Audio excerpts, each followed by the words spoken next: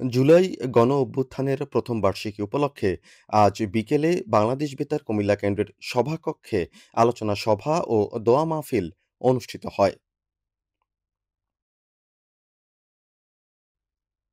অনুষ্ঠানের শুরুতে জুলাই শহীদদের স্মরণে দাঁড়িয়ে ১ মিনিট নীরবতা পালন করা হয়।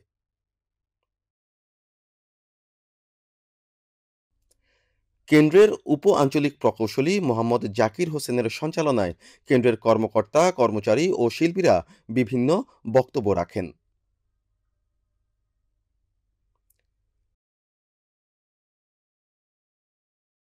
এতে সভাপতিত্ব করেন কেন্দ্রের আঞ্চলিক পরিচালক নিতাই কুমার ভট্টাচার্য। এ সময় তিনি জুলাই আন্দোলনকে ধারণ করে বৈষম্যহীন দেশ গড়ে তোলার পাশাপাশি বাংলাদেশ বেতারকে আজকে জনগণের দোরগোড়ায় পৌঁছে দিতে প্রথম সকলের বার্ষিকী। সহযোগিতা কামনা এই করেন। বার্ষিকীতে আমাদের এখানে যারা উপস্থিত হয়েছেন তারা আমার এই প্রাণপ্রিয় বাংলাদেশ বেতার কুমিল্লা কেন্দ্রের কর্মকর্তা কর্মচারী এবং সর্বস্তরের আহ, যারা এখানে কাজ করেন তারা উপস্থিত আছেন। তা আমরা এই যে জুলাইয়ের যে স্পিরিট, সেই স্পিরিটকে আমরা বুকে লালন করবো, ধারণ করব এবং এভাবেই আমরা আমাদের বাংলাদেশ বেতারকে আমরা সামনের দিনের দিকে এগিয়ে নিব।